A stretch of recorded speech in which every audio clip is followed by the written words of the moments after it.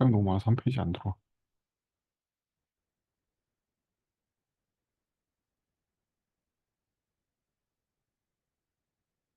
처음 오신 분들을 위해서 스터디가 어떻게 진행되는지에 대한 간단한 안내를 해드리면 범위가 있죠.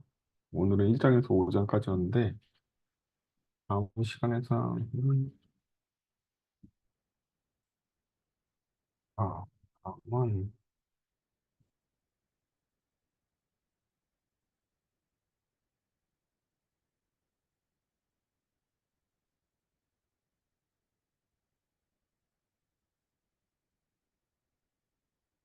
뭐 10장까지 나와도 이 5장씩 나올 거거든요. 온라인 스터디는 길어지면 루즈해져가지고 어차피 흥미가 떨어질 거예요. 약간 무리한 면이 있어도 쭉쭉 나가고 힘든 거 있으면 저희는 영상이 남잖아요. 영상을 다시 복습하시면 됩니다. 그리고 제가 이 책 내용 전체를 해설해드리지 않아요. 저는 스터디를 진행할 때 제가 진행을 하긴 하지만 여러분들이 준비해 오지 않기 때문에 진행하는 거에 가깝고요. 어차피 제 발표는 제가 발표하고 싶은 내용만 발표하거든요.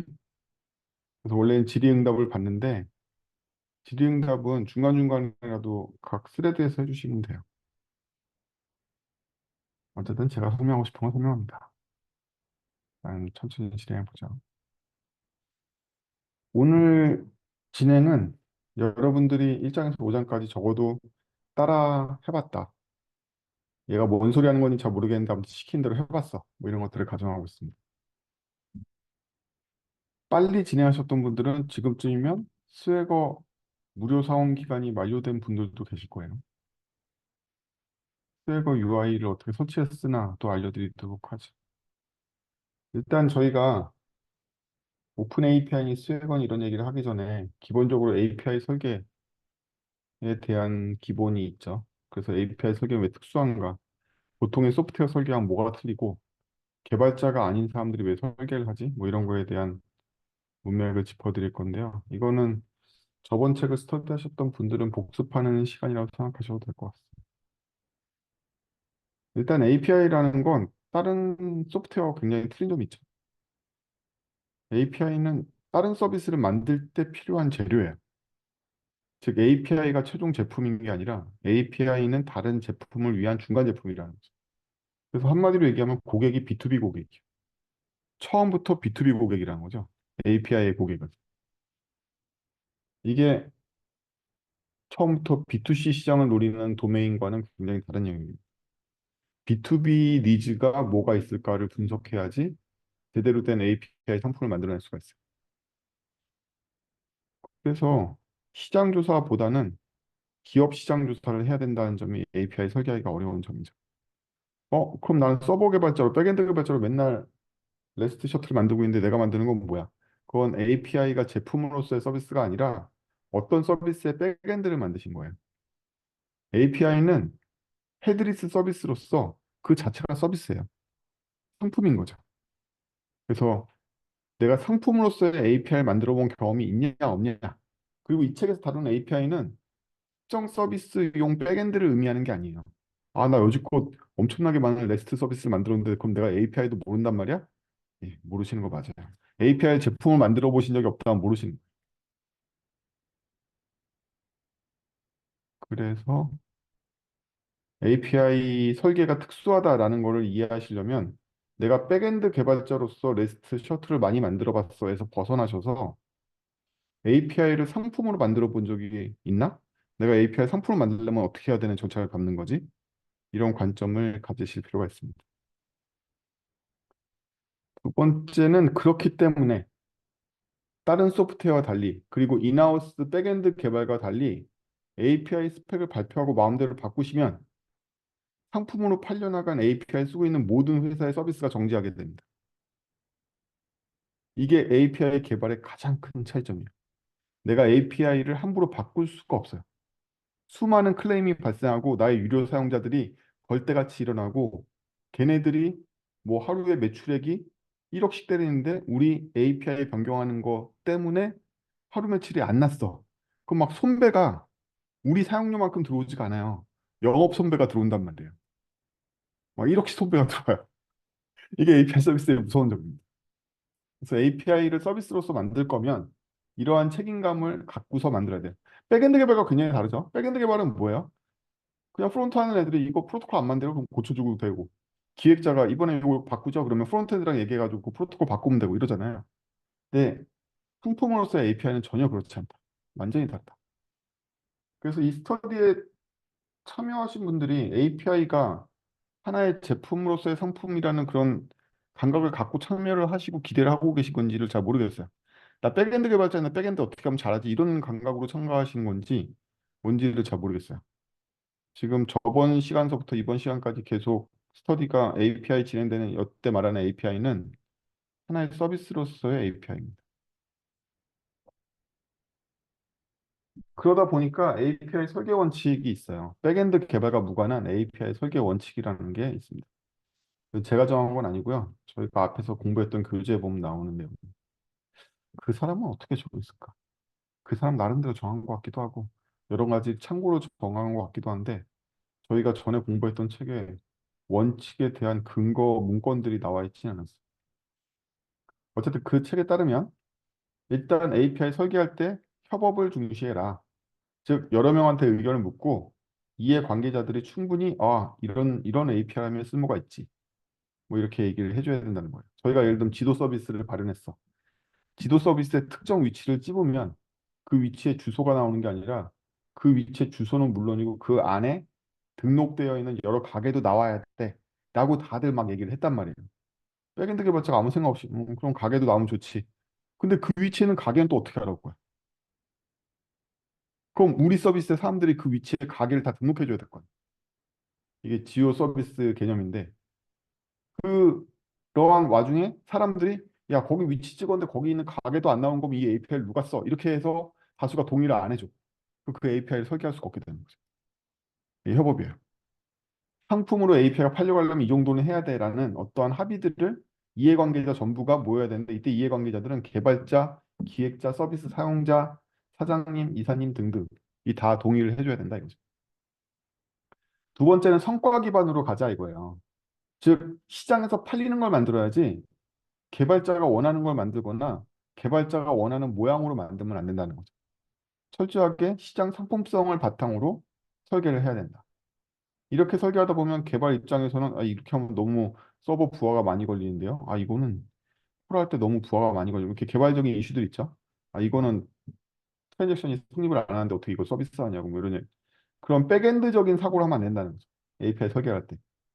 시장성을 염두하고 API를 만들지 않으면 팔리지 않는 제품이니까 성립하지 않게 되고 만들 모티베이션 사라지고. 그게 바로 이 세 번째 기술과 맞닿아 있어요. 성과적이라는 얘기는 기술적인 거에 반대말에 가깝죠. 왜냐하면 우리 개발자들이 성과를 굉장히 거부하잖아요. 뭐 많은 문서들을 보셨을 거예요. 개발은 성과를 측정할 수 없는 것이다. 개발의 성과라는 잣대를 들이대면 안 된다. 개발 일정은 원래 불확실한 거야. 개발은 돈 먹는 하마가 아니라 개발이라는 거 원래 그러니까 니네들이 이해해야 돼. 이런 수많은 개발자들이 성과를 이렇게 무시할 수 있는 걸 디펜스할 수 있는 수많은 글들을 보셨을 거예요. 그런 게 어딨어? 시장에서 망하면 다 망하는 거예요. 당연히 개발자도 비용 내에서 문제를 개발하고 시장성 있게 제출해야지만 회사가 살아남고 그래야지 개발 조직이 운영되겠죠. 그래서 API의 기술에도 마찬가지로 기술 중심이 아닐 것. 나 요즘 그래프 QL이 핫하대. 우리 이번에 API 그래프 QL을 만든다. 내가 구글 트렌드를 봤더니 그래프 QL이 아직도 인기가 많아. 뭐 이런 식으로 결정 안 된다는 거. 그냥 REST API를 만들지. 뭐 이런 뜻입니다. 그 다음에 이게 약속이에요. 이게 일반적인 스타트업 생태계와도 굉장히 다른데요. 여러분들이 API를 스타트업 린 프로세스에 맞추기가 굉장히 어렵습니다. 왜? API를 MVP로 제출했다고 해서 그 API를 함부로 개선할 수가 없어요. 왜냐하면 걔네 서비스가 망하잖아. 이게 가장 큰 문제예요. 약속을 한다는 게 가장 큰 문제예요. 그래서 MVP 방식에 선출 시 점진 개선이 안 통해. 그래서 의외로 기업들이 많이 쓰고 있는 API 제공 회사들은 스타트업이라 할지라도 API 변화가 극히 적어요. 하위 호환성은 되게 많이 지켜요. 아니면 버전을 나눠준다든지. 뭐 이런 API 설계 원칙 중에 우리가 바라봐야 될 마지막 원칙은 문서화입니다. API의 실체는 개발물이 아니라 문서라는 거예요. 그래서 무엇보다 문서를 만들어야 되고 문서가 그 API 실체라는 점을 인정하라는 거예요. 실제로 코드는 노드로 만들든 스프링을 만들든 아무 관심 없다는 거죠. 실제로 고객들도 관심 없어. 정해진 프로토콜 콜하면 답이 나오는 것만 관심 있지 어떤 걸로 만들었는지조차도 관심이 없기 때문에 API 서비스의 실체는 개발물이 아니라 문서예요. 스웨거, 포스트맨, 수많은 목 서버들이 그걸 증명합니다. API 실체가 바로 문서라는 사실을. 실체가 코드가 아니라 문서입니다. 이게 API 설계 원칙이에요. 이 다섯 가지의 원칙을 지켜서 API를 잘 디자인해서 만들어라. 이런 거죠. 그럼 이제 문서 작성, 문서가 최우선이라고 했잖아요. 이 책은 여기 나와 있는 이 문서에 대한 책이에요. 한마디로. 이 전체가. 문서를 어떻게 만들고 어떻게 유지보수하고 어떻게 관리해야 되지? 뭐 이런 책이라는 거죠. 여기 개발 코드 한 줄 안 나오잖아요. 다 문서밖에 안 나오잖아요. 이 책이 기획자분들도 보실 수 있는 이유는 특수한 문서 형식이 있을 뿐이지 개발 코드가 없어요. 다 문서입니다. 문서에 대한 얘기예요. 그래서 API의 주인공은 문서다. 그렇기 때문에 우리는 API 문서 작성하는 방법에 대해서 알아야 됩니다. 이것도 저번 스터디 때 배웠던 것들을 간략하게 정리해서 복습하고 있어요. 아까 말했듯이 일반적인 회사는 놀랍게도 API를 만들려고 그러면 개발 중심으로 흐르게 됩니다. 그럼 어떻게 되죠? 이렇게. 이 뻥 같죠? 진짜예요. 뻥하지만 진짜입니다. 일단 백엔드 개발자들이 대충 도메인을 파악해서 나름대로 스케치한 결과를 코드로 만들고요. 그 코드에다가 자동 생성기를 이용해서 문서를 생성합니다. 아니라고? 진짜야. 다 그래. 100이면 100 다 그래. 안 그러면 회사를 본 적이 없어. 그리고 개발이 변경되면 문서도 자동으로 생성해. 이걸 굉장한 좋은 일이라고 여기고 모범 사례라고 여기고 있어. 진짜로 그래요. 그래서 개발할 거면 도큐먼트 생성기도 태스크에 오토로 걸어놔야 되는데 다들 이렇게 생각하고 있다니까? 진짜야. 아닌 것 같다고? 진호님 솔직하게 해주세요. 아닙니까? 맞습니까?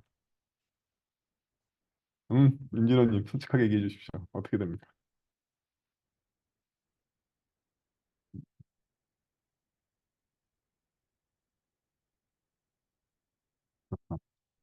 백엔드 개발자는 100이면 100, 딱 이렇게 자동 문서 생성기를 도입합니다. 그래서 그 사람들은 스웨거 에디터를 사용하지 않아요. 스트링독, 리액트독, 독 시리즈라는 걸 씁니다. JS독. 얘들 이용하면 코드를 짤 때 문서를 작성할 수 있는 힌트를 주고 문서 제네레이터라는 걸 돌리면 문서가 만들어져. 이 모든 흐름이 다 개발 중심 흐름이라. 그래서 코드를 바꾸거나 문서 생성기의 힌트를 바꾸면 문서가 변경돼 있어. 개발자가 코드를 짜면서 문서를 막 바꿀 수가 있는 흐름인 거지. 이렇지. 지수님 말이 정확합니다. 이 미친 일이 일어난다는 거예요. 그래서 그 문서가 업데이트해서 진짜 사이트 막 업데이트 같이 돼버려. API를 제품으로 만드는 회사 입장에서는 미치고 환장할 일이죠. 고객들이 전부 다. 따라서 API가 상품인 경우에 이 모든 건 다 쓰면 안 돼요. 큰일 납니다. 쓰면 안 되는 거야. 문서를 코드가 가져가야지 코드가 문서를 만들어내서는 안 돼. 다 잘못된 거야. 제가 스터디 중간쯤에 한번 소개시켜 드릴 텐데 문서에서 받은 스키마를 코드가 강제하게 하는 흐름도 만들어낼 수가 있거든요. 그 반대 흐름을 만들어내야 된다. 놀랍게도 백엔드 개발자는 이 방법으로 문서를 만든다. 개발 코드를 기준으로 문서를 만들려고 그래. 문서를 기준으로 개발 코드를 만들어야 되는데. 여기 많은 백엔드 개발자들이 계신데 아무 생각도 없이 그렇게 하고 계셨을 거예요. 그러면 안 됩니다. API가 제품인 경우에는 문서가 변경되는 게 엄청나게 크리티컬하기 때문에 문서가 제품이고 제품에 맞춰서 코드를 짜는 설계 원칙 흐름을 따라가셔야 됩니다. 그래서 방금 배웠던 5대 원칙에 근거해서 API 문서가 제일 먼저 작성이 되겠죠. 이게 제품의 실체니까. 근데 도메인이나 고객 변화에 따라서 API 변화가 생길 수 있어요. 이때 API 변화는 왜 생겼다? 개발 코드가 변경됐기 때문이 아니라 사업 환경이나 고객 니즈 때문에 변경된다. 그래서 그거에 따라서 문서가 바뀌면 바뀐 문서의 코드가 적응해야 돼. 그래서 이 흐름으로 가야 됩니다. 근데 이렇게 하는데 보통 회사들이 이 두 번째 흐름을 갈 수 없는 가장 큰 이유가 뭐라고 생각하세요? 윤성님, 보통 회사가 이렇게 안 되는 이유가 뭘까요?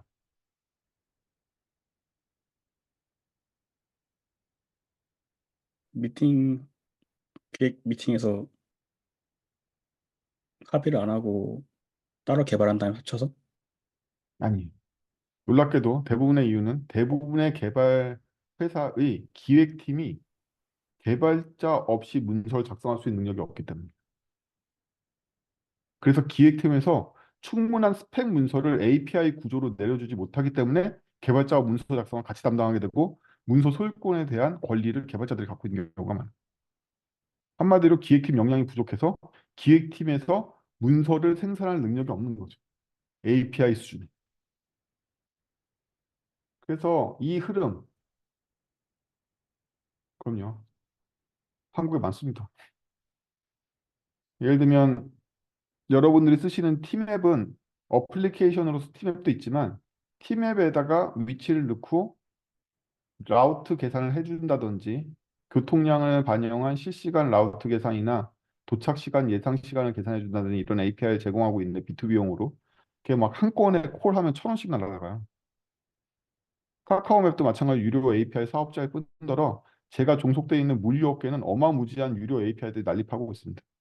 그리고 이렇게 API만 제공하는 회사를 저희는 다른 말로 헤드리스 회사라고 부르거든요. 이때 말하는 헤드는 프론트엔드예요. 프론트엔드 없이 API만 제공하는 서비스로 제공하는 회사들을 헤드리스 서비스 회사라고 그러는데 물류업계 대부분 다 헤드리스로 돼 있어요. 사이트 아예 운영 안 해. API밖에 존재하지 않아.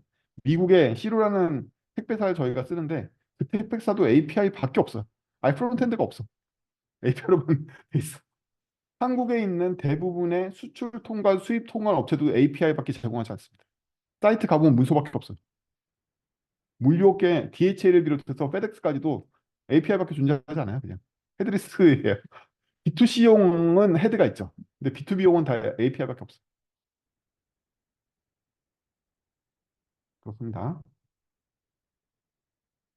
그 외에 한국도 국가에서 제공하는 많은 서비스나 업체용 서비스, 코트라에서 제공하고 있는 무역 정보, 환율 정보 뭐 이런 것도 전부 다 API밖에 존재하지 않아요. 그래서 이 두 번째 API 설계 원칙 흐름으로 가려면 그 무엇보다 개발자가 아닌 사람이 정규 API 규격에 맞는 문서를 생산할 수 있는 능력을 갖춰야 됩니다. 그러지 않은 이상은 헤게모니가 다 개발팀으로 이전하게 되고 개발자들은 두 번 일하기 귀찮으니까 코드 짜면서 문서 짠다.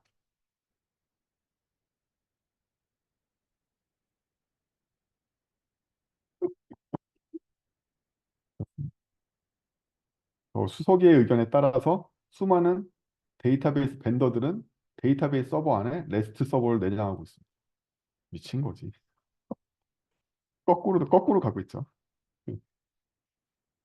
그래서 지금 MySQL, 오라클을 비롯한 대부분의 데이터베이스 최신 버전에는 REST 웹 API로 제공되는 기능을 붙여 넣을 수가 있게 되어 있어요. 기본 제공도 있고 실제로.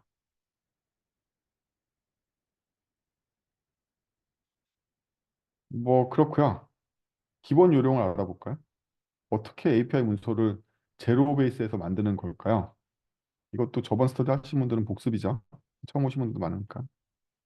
우리는 ADDR 프로세스를 따라서 문서를 작성하려고 합니다.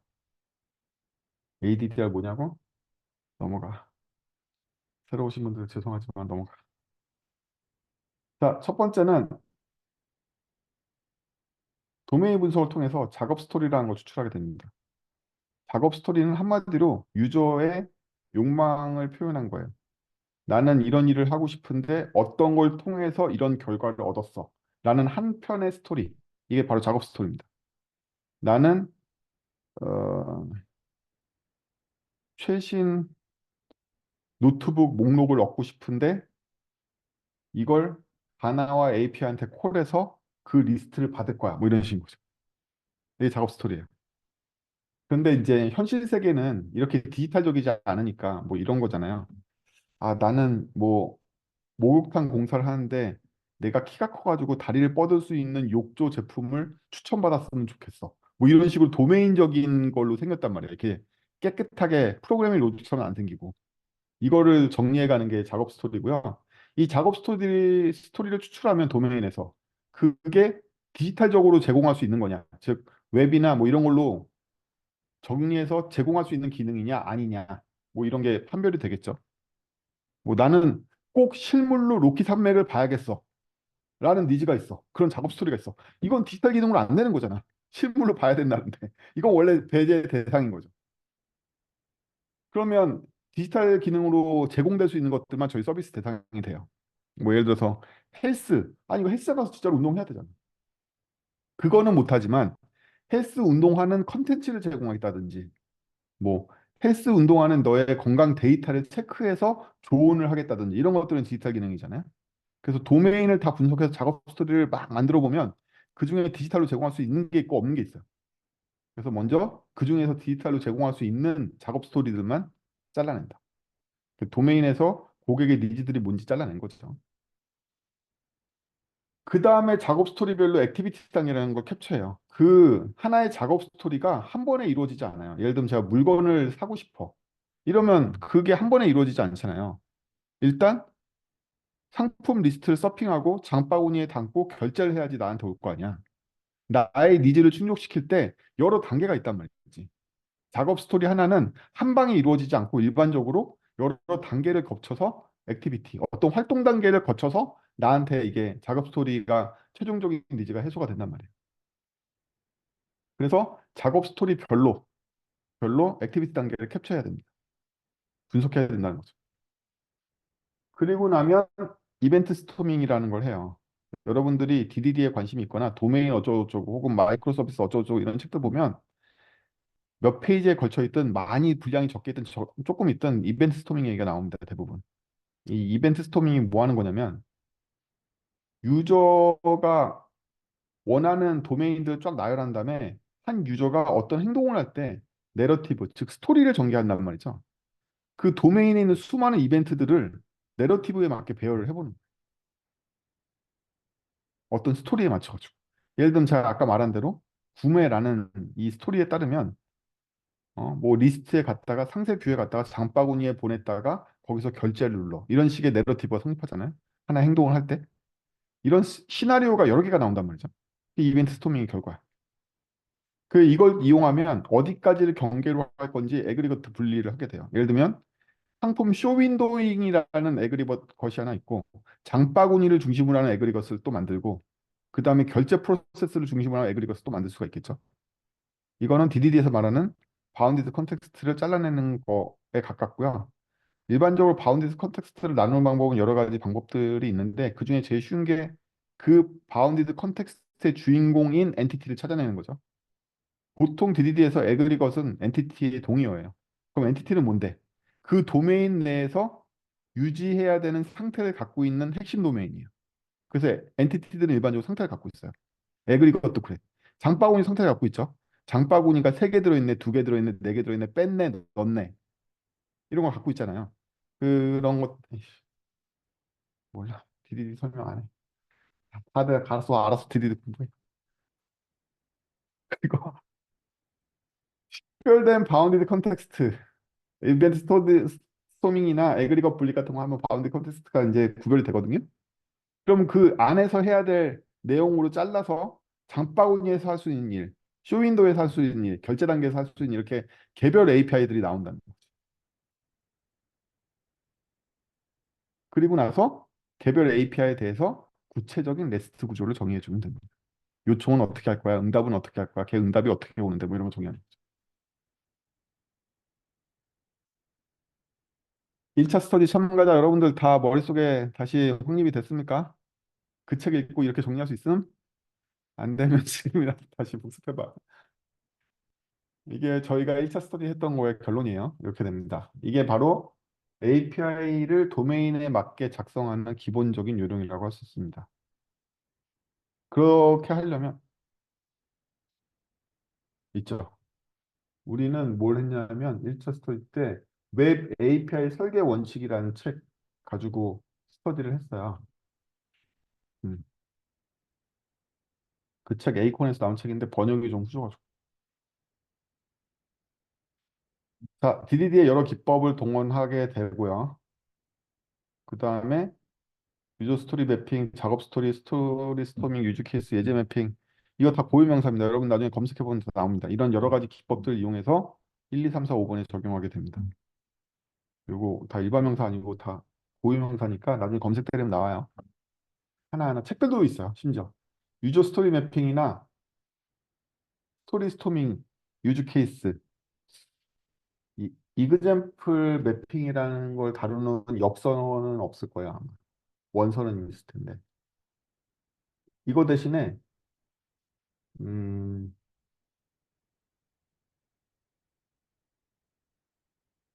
스페시피케이션 바이 이그젬플인가? 뭐 그런 책이 있어요. 샘플에 의한 스펙 정의를 나타내는 책. 아이씨, 수학아 검색해봐. 뭐 그런 거 있어. 스페시피케이션 바이 이그젬플인가? 그거 엽서 있을 거예요. 그 책도 추천할 수 있는 책이고요. 유저 스토리 매핑이나 스토리 스토밍은 요거 이름 그대로 하면 이거 엽서 있어요. 유즈 케이스냐 뭐 수도 없이 있어요. 아무튼 DDD 동네는 이런 여러 가지 실질적인 것과 결합되기 때문에 배울 게 너무 많아요. 공부할 때.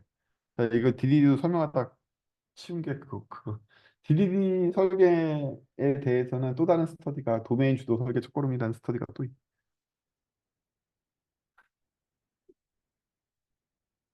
어쨌든 어쨌든 실제 도메인을 파악해서 시장성 있는 기능이 무엇인지 분석하는 과정이라고 요약할 수 있습니다. 뭐가? API 문서를 작성한다는 게. API는 문서가 제품 그 자체이기 때문에 API 문서를 작성했다라는 건 도메인 분석과 시장 분석이 끝났다는 얘기야. 그거를 팔릴 수 있는 형태로 가공도 끝났다는 얘기야. 이게 바로 API 문서를 작성하는 무게입니다. 우리가 배우는 책은 그거를 최종적으로 어떻게 포매팅할까 정도밖에 안 되는 거예요. 그 내용이 이러한 API 문서를 만드는 구체적인 방법론을 적용하는 여러 가지 기법들이 이 책 9장, 10장에 많이 기술되어 있어요. 오히려 9장, 10장 전에는 기술적인 내용이 좀 있고 오픈 API에 대한 설명이 있다라면 야, 니네 오픈 API 이제 대충 알았지? 근데 진짜 API 설계하려면 도메인 분석해야 되잖아. 어떻게 분석하냐면 내가 예를 들어 설명해 줄게. 이게 9장, 10장. 기획자들은 9장, 10장만 봐도 많은 도움이 되지 않을까? 그리고 이제 오픈 API에 대해서 설명을 해봅시다. 이 책은 오픈 API로 문서를 기술하는데요. 오픈 API는 야물이라는 언어 규격으로 되어 있죠. 그래서 이거는 내가 데이터를 어떻게 기술할지에 대한 문법으로 요즘 기획자들 제이슨 다 알잖아. 비슷한 문법이니까 배우시면 되고요. 배우시면 되고요. 제 추천은 야물 ORG보다는 그냥 나무위키에 있는 야물 설명이 더 읽기 편해요. 추천은 나무위키 가서 야물 찾으면 나오니까 그거 봐라. 그게 읽기 더 좋다. 특유의 장난스러운 말투도 좋고 나무위키가 짱이죠. 어쨌든 나무위키의 야물을 봐라. 버전 3.1까지 존재하는데 3.0과 3.1의 가장 큰 차이는 제이슨 스키마를 쓸 수 있냐 아니냐예요. 제이슨은 원래 5가지 기본 타입밖에 없어요. 문자, 숫자, 부울린 뭐 이런 것들밖에 없거든요. 근데 그걸로는 이건 원화 화폐야. 이거는 1부터 5까지만 되는 정수야. 이건 소수점 포함해서 2자리까지만 나오는 달러 표시 형식이야. 뭐 이런 걸 정할 수가 없잖아. 그래서 굉장히 구체적인 값의 타입을 정할 수 있는 더 확장되어 있는 정의 문서. 이게 제이슨 스키마거든요. 제이슨 스키마를 이용해서 요청이나 응답의 스펙을 정의할 수 있다가 바로 3.1의 스펙입니다. 그래서 3.1이 더 좋았는데 귀찮다. 좋은데 귀찮다. 그리고 여러분은 포스트맨으로 실습하셨을 텐데 포스트맨으로 문서화를 할 수 있거든요. 뷰 도큐멘트라는 기능을 이용하면 포스트맨은 제이슨 스키마를 지원하지 않기 때문에 우리가 스웨거로 3.1 기반으로 만들어도 포스트맨에 밀어넣으면 3.0이 된다.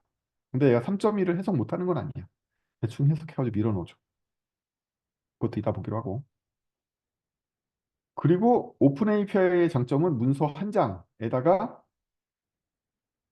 꽤 많이 들어간다 이거지. 어디까지 들어가냐면 바운디드 컨텍스트에 존재하는 모든 API 시나리오를 다룰 수가 있어. 하나에다가. 그래서 문서가 API 한 개당, 응? 아까 액티비티 캡처라고 했는데 액티비티 하나당 문서를 만들어야 되는 게 아니라 문서 하나에다가 관련 액티비티를 한꺼번에 기술할 수 있게 되어 있다.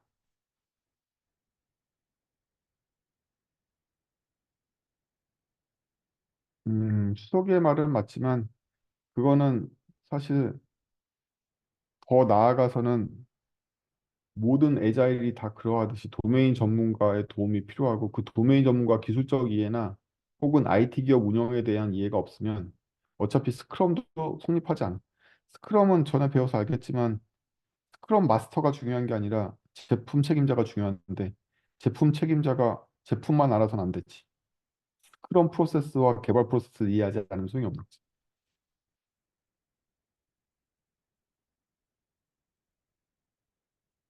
도메인 전문가가 부족한 경우는 일반적이기 때문에 그럴 거 아니야? 스타트업들은 갑자기 해본 적도 없는 물류 사업 하겠다고 나처럼 뛰어들거나 뭐 수석이 너는 어? 식료품 업계에 있었냐? 그런 것도 아니잖아. 그렇다는 거지.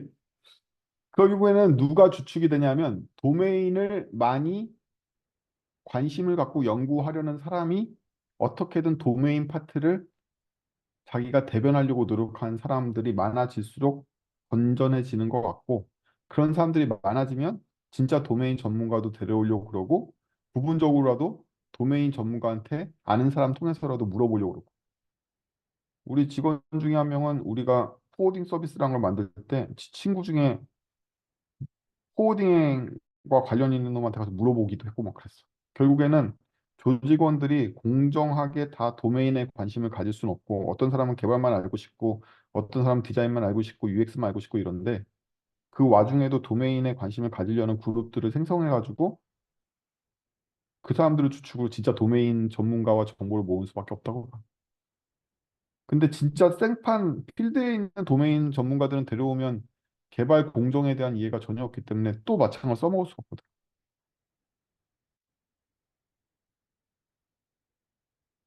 그런 미묘함이 있지만 여러분들이 스크럼 조직을 어떻게 운영할지는 스크럼 알아서 공부하시고 하시고요.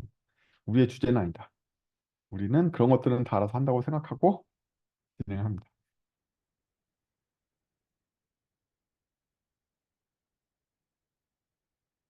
그리고 우리가 사용하는 스웨거는요. 오픈 API라는 문서 규격을 만든 곳이에요. 걔네들이 만든 에디터가 있는 거죠.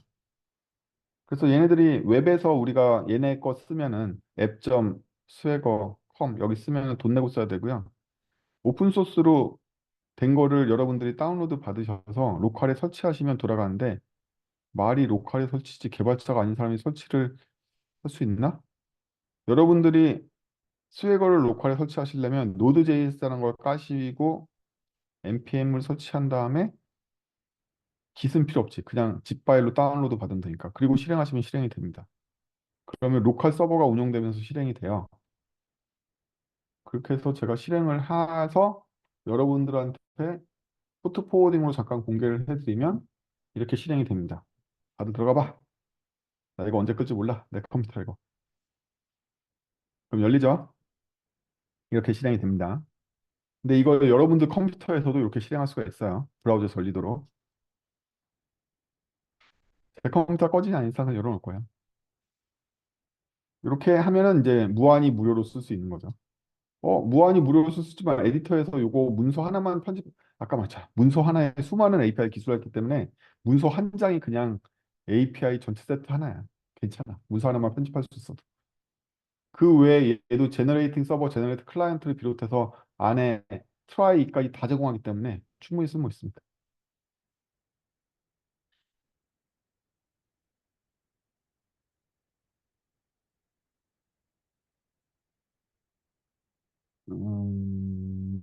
그래요.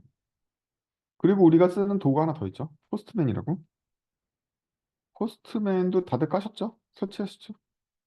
그래서 포스트맨은 브라우저 같은 거 도움 없이 HTTP 요청과 응답을 받을 수 있는 녀석인데요. 단지 요청 응답만 받을 수 있는 건 아니죠.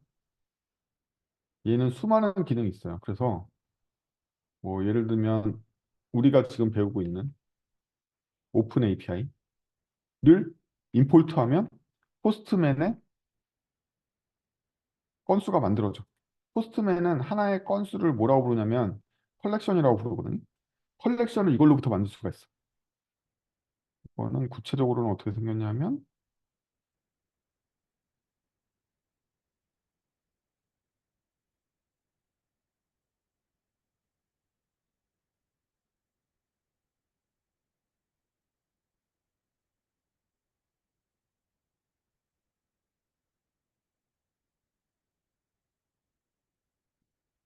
이렇게 때리면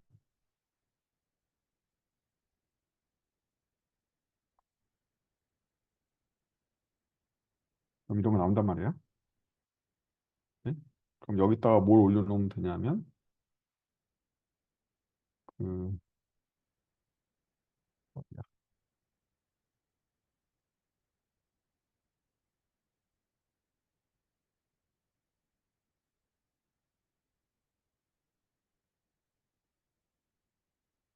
이거 스웨거 에디터에서 이거 하면은 파일 다운로드가 된단 말이야. 그 야물 파일 그냥 이따 올리면 돼. 그럼 막 만들어줘.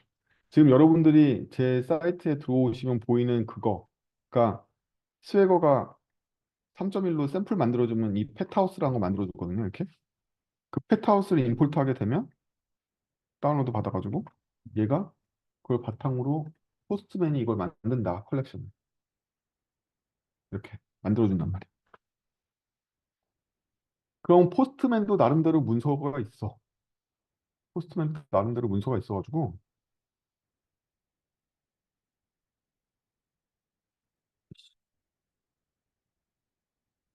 화면 공유 풀기 귀찮아가지고 계속 스크린샷으로 보고 있어. 나중에 스크린샷 보기가 더 편하니까. 이렇게 저 햄버거 점점점 가로 햄버거 누르면은 뷰 도큐먼트라고 있거든요. 그거 눌러보면은 얘한테 등록된 컬렉션을 기반으로 한 문서가 보여요. 문서화된 게. 이거 뭐 나름 스웨거 문서보다 이게 더 편하게 보일 때도 있어. 없을 때는 얘가 더 간략하게 나와 있기 때문에 얘가 더 편하게 보일 때도 있어요. 그러면 이 문서들을 보실 수 있게 됩니다. 여러분들이 포스트맨으로 갖고 놓은 거 있잖아요. 그것도 뭐 나름 눌러보면 나와요. 나옵니다. 뭐 예를 들어서 제가 되게 귀찮게 만든 거.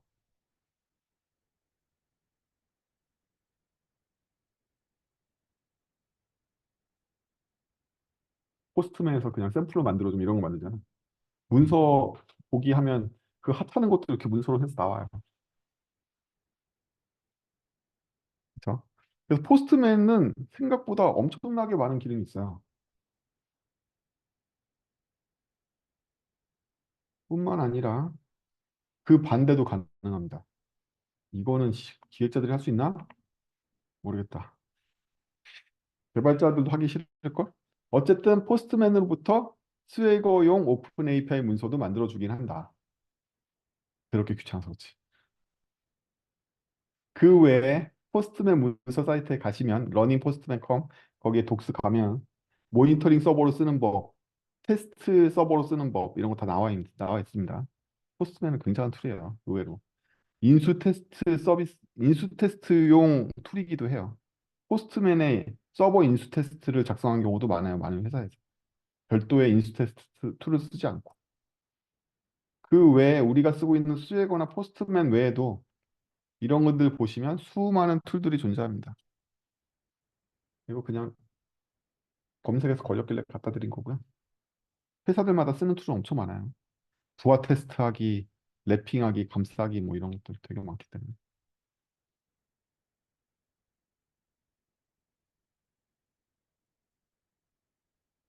뭐지 됐죠?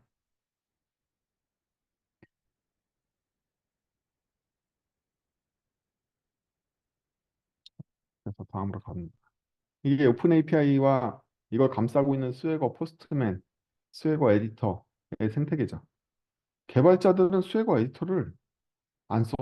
왜냐하면 코드로부터 제너레이팅을 했기 때문이지. 근데 이제 그 흐름을 바꿔야 돼.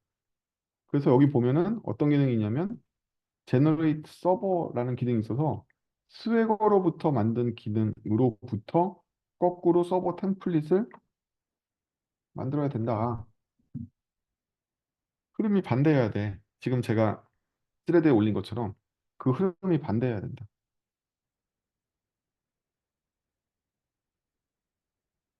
거죠.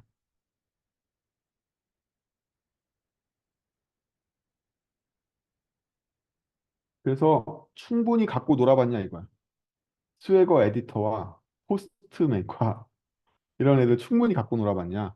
이 툴을 충분히 갖고 놀아서 익숙해지지 않으면 다른 툴을 쓸 때도 뭐 애로사항이 있겠지만 문서 중심의 사고를 하기가 힘들어요. 왜냐하면 툴로 우리는 사고를 하는데 이 툴에 대한 기능들을 상세하게 알아보지 않고 능숙하게 쓸 수 없다라면 문서 기반의 API 서비스 설계를 할 때 손발이 묶인 상태에서 되게 노가다로 하게 되잖아요. 그럼 안 하게 된다고. 툴과 굉장히 익숙해져야 돼. 그래서 업계 표준 툴인 스웨거 에디터와 포스트맨에 대해서는 많이 익숙해지면 좋다는 거죠. 아,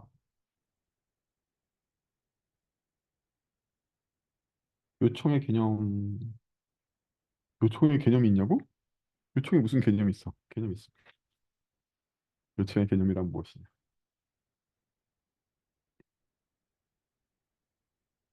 요청은 뭐냐면 내가 API를 콜했다는 얘기는 사용자가 그런 니즈가 있어서 콜하는 거잖아요.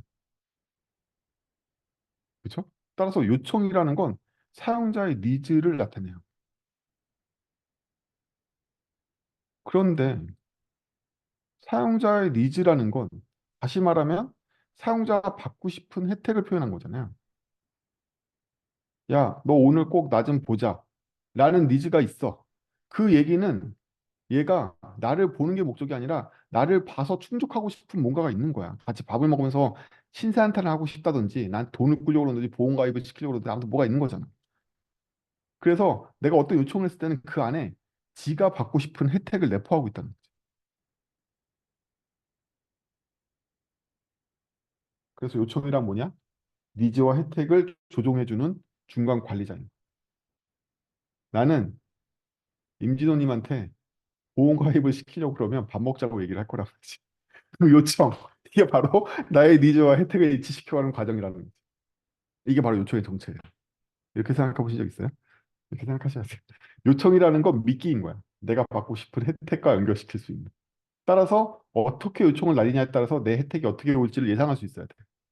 내가 진호님한테 저 급한데 저 좀 보실래요? 라고 물어보는 거랑 우리 오랜만인데 밥이나 먹을까요? 하고 물어보는 거랑 보험가입 시킬 확률이 달라진다는 거지. 따라서 내가 어떤 요청을 보내면 어떤 혜택을 받을지 예상이 돼야 돼. 이걸로부터 얻을 수 있는 요청의 특성이 여러 가지가 있습니다. 첫 번째 특성은 사용자가 얻게 될 혜택을 추상화한다는 얘기는 패턴화한다는 얘기거나 그룹화한다거나 카테고리화한다는 뜻이에요. 일반화한다는 게 그런 뜻이거든요. 포괄적으로 정의하면 요청 시 변화가 많아져. 왜? 혜택의 범위가 넓으니까 요청 시에 변수가 많아야 돼. 어렵다고? 누구나 할 수 있게 쉽게를 얘기해 주면 내가 원하는 게 우리 회사 남자 대리의 이름을 알고 싶어. 이게 나의 원하는 혜택이야. 그러면 요청 시 변수가 필요 없잖아. 이거 주세요로 끝나. 뭐 물어볼 게 없어. 이거 주세요 하면 끝나니까. 그렇죠? 근데 내가 원하는 게 이 정도야. 어떤 회사에 어떤 기간 동안 재직한 직원들의 직급과 이름을 알고 싶어. 위에도 직급과 이름을 안 건데 밑에도 직급과 이름을 안 거죠. 그래서 내가 얻게 되는 정보는 직급과 이름이 맞아. 그런데 밑에는 훨씬 더 넓은 혜택을 원하고 있잖아. 이러면 여러분들 다 예상이 되죠. 요청할 때 어떤 회사인지도 보내야 되고, 기간도 보내야 되고, 직원들의 뭐 여러 가지 특성도 보낼 수도 있고. 즉, 요청 시에 여러 변수가 많아진다. 내 혜택을 받고 싶은 범위를 넓히면 요청 시에 보내야 되는 변수가 많아져. 이게 요청의 특징이에요. 여러분들은 단순한 혜택을 주는 여러 개의 API를 만들지 포괄적인 처리를 해주는 몇 개의 API가 다수의 요청 변수를 받아들일지 결정해야 돼요. 이 결정 어떻게 하냐고? 이 결정 어떻게 해야 될까? 이 결정은 이렇게 합니다. 2번과 3번은 같은 종류의 혜택인 건가? 다른 종류의 혜택인 걸까? 즉, 3번의 부분집합이 2번인 거야? 아니면 2번과 3번은 아예 다른 거야? 를 정답이 없기 때문에 결정하는 거. 뭘 결정한다? 우리 도메인을 결정하는 거죠. 우리 서비스가 무엇인지 정체성을 결정하고 우리 도메인이 무엇인지 결정하는 행위만이 2번과 3번이 같은 종류의 서비스 혜택인지 아닌지를 구별할 수 있게 만들어요. 이게 바로 지랄이에요. 이거를 어떤 기획자는 2번, 3번이 다르다고 정의할 거고 어떤 기획자는 같다고 정의할 거란 말이지. 근데 그 중에 정답은 없어. 왜? 우리가 도메인 사업을 어떻게 전개할 건가? 사업 전략만 있을 뿐이지. 그 결정한다는 게 중요한 거야. 여기에 알아내는 거나 찾는 게 아니라 결정을 해야 돼. 이게 바로 요청이 무엇인지 API의 본질을 결정하게 됩니다. 그게 원래 4장의 내용인데 4장에서 요청 생성하는 기술적인 내용만 나오지 요청의 본질을 안 다루더라고요. 그래서 요청에 대한 얘기를 잠깐 드렸고요. 어쨌든 니즈와 혜택. 계속 말씀드리지만 상품으로서의 API는 뭐다? 상품이야. 성과 기반으로 사고를 하고 설계를 해야 돼. 기술 기반으로 생각을 하면 안 돼. 따라서 이 기반에서는 요청도 이렇게 보여. 시장으로 보인다.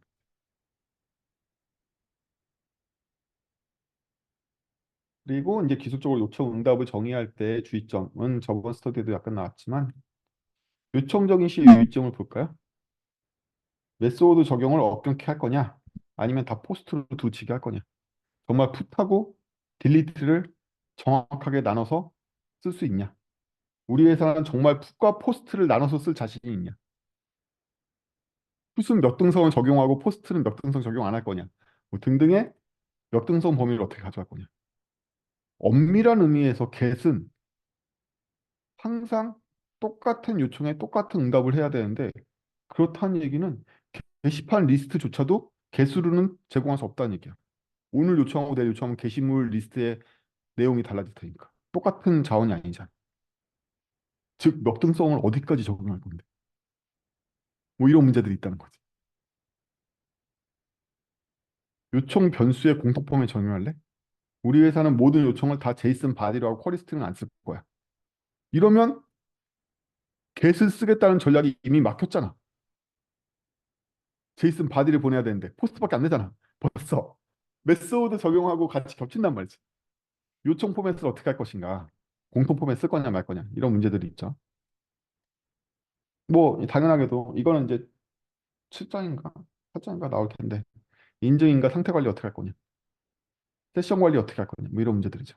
인증인가도 있지만 세션은 또 어떻게 할 건데 어디까지가 토큰의 유효범인데 이 요청의 트랜잭션을 한 마이크로 서비스의 트래킹은 어디까지 유효할 건데 키 발급 언제 받아? 그 키는 언제까지 유효해? 뭐 이런 것들 다 정의해야 되죠. 실제 서비스는 다 무상태로 만들 수 없잖아요. 스텝이 있는 서비스도 있고 기존 상태를 기억해서 그 다음번 콜 해야 되는 API도 있고 뭐 이랬을 때 그 토큰은 얼마나 유효할 건지 혹은 세션이 유효할 건지 뭐 이런 것들 정책들이 다 나오니까 응답도 여러 가지 문제가 있냐고 있지. 응답도 문제가 있어. 일단 응답의 모든 공통 포맷을 정의할 거냐. 우리의 모든 응답은 데이터라는 곳에 페이로드가 들어가고 그 다음에 뭐 멤버십이라는 키 안에 기본적인 멤버 정보가 들어있는 거냐. 뭐 등등 이런 공통 포맷 적용할 거냐. 또 더 나아가서 상태별 공통 포맷도 정할래? 404는 항상 이런 식으로 나가. 202는 어떻게 나가? 303은 어떻게 나가는데? 405는 어떻게 나가? 뭐 이거에 대한 코드별 공통 포맷은 또 있는 거야, 없는 거야? 이것도 어려운 문제. 정상답하는 페이로드. 이 페이로드는 꼭 공통 포맷이 있는 거야, 없는 거야? 우리 페이로드는 반드시 오브젝트야. 우리 페이로드는 반드시 배열이야. 단 하나가 가더라도 뭐 어떤 거야? 그 안에 헤더하고 메타 정보를 분리하는 데이터는 따로 있는 거야? 등등. 응답 코드의 공통 기준도 굉장히 어려워요. 우리 응답 코드 부분 볼까요? 책에 이게 나와 있나?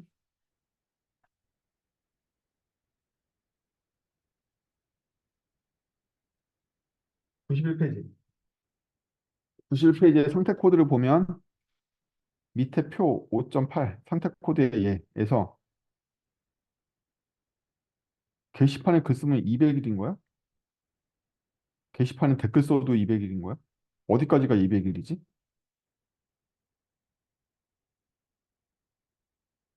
403은 어디서부터 적용하는 거야?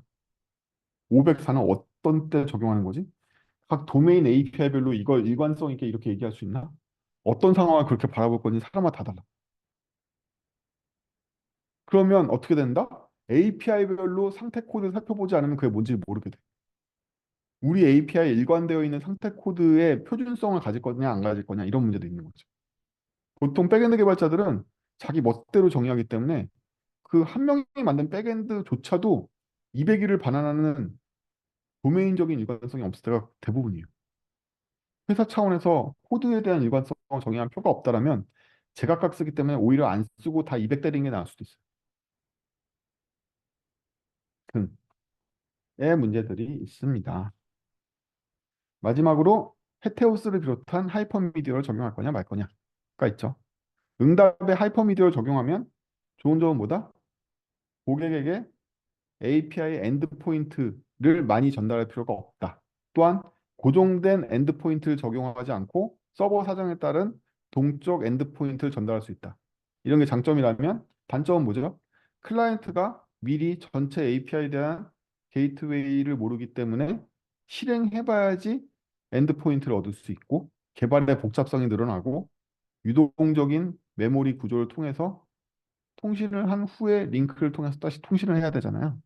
그렇다는 얘기는 암묵적으로 클라이언트 구현 시에 맵이 있어가지고 각 엔드포인트를 차근차근 갱신해서 넣어줘야 된다는 거잖아. 캐시 잡아도 소용없고 그때 콜할 때마다 바뀔 거니까. 그래서 클라이언트 구현의 난이도가 높아진다는 거죠. 헤테오스 같은 거 적용하면. 그래서 REST API 성숙도에 따르면 하이퍼미디어도 적용하긴 해야 되는데 안 하는 게 낫죠.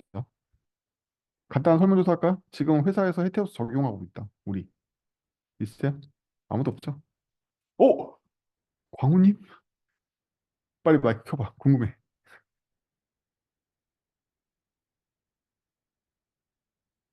네, 광우님 왜 헤테오스 적용하고 계세요? 너무 궁금하다. 나 처음 봤어. 헤테오스 적용하면서. 저희는 이제 그 안드로이드하고 iOS 클라이언트하고 주로 작업을 해서 네. 그런지, 어, 그거를 적용을, 어, 해야만 된다고 생각을 했거든요. 그렇군요. 네, M용 백엔드다. 네, 그래서, 어쨌든 API 서비스는 아니고 백엔드네요. 백엔드니까 가능하긴 하겠네요. 네, 맞습니다. 네. 어, 그렇군요. 다른 분 안 계시죠, 설마?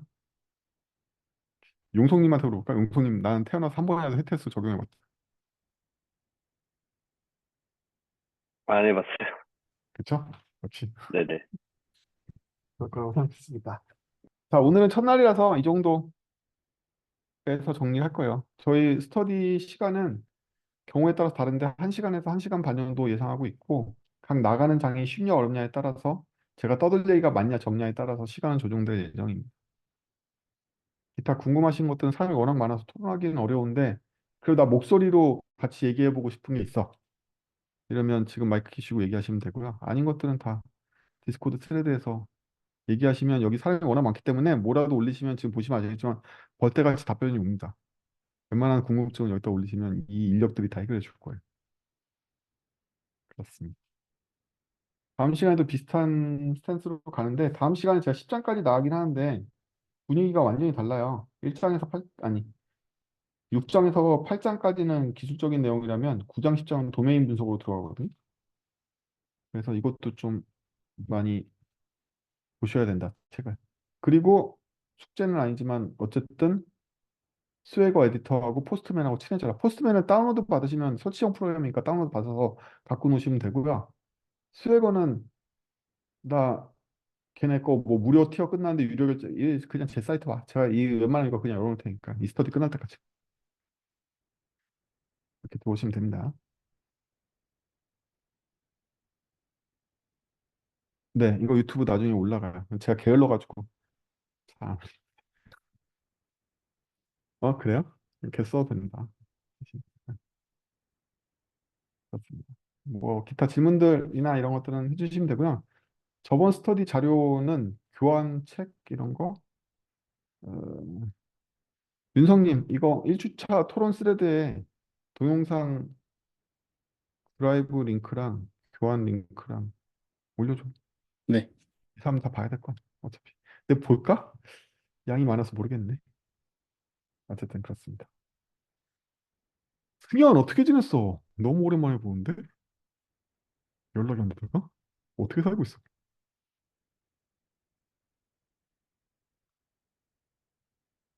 어, 지금 내가 누굴 봤니?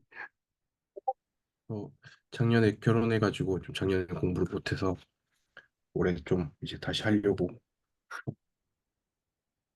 알겠습니다. 다음 주에 다시 뵙겠습니다. 기타 진행하실 때 궁금하신 점이나 뭐 이런 거 있으시면 남겨주시고요. 제가 사람이 너무 많이 모여서 이게 어떻게 이렇게까지 많이 모였나 싶긴 해요. 지금 다른 스터디도 모객이 너무 많이 돼가지고 고민 중인데, 와, 한 80명까지는 줌이 잘 소화하는 것 같아요. 네, 아무튼. 그리고 지금 나가지 마시고 출석부. 이거는 줌 채팅에 유일하게 있는 출석부예요. 줌 채팅으로밖에 안 드릴 거거든요. 가셔서 출첵을 하십니다. 저희 아시다시피 결석 1회 인정하고 두 번째 결석에서 그냥 이 방의 역할이 제거되면서 이 방이 보이지도 않게 되거든요. 그래서 나름 어떤 사람 프로필에 역할이 여러 개 있으면 그 사람은 스터디를 많이 졸업한 거죠. 어쨌든 그런 식으로 운영되고 있어서 출첵 꼭 하세요. 전체적으로 수고하셨습니다. 다음 주에 뵙겠습니다. 안녕히 주무세요.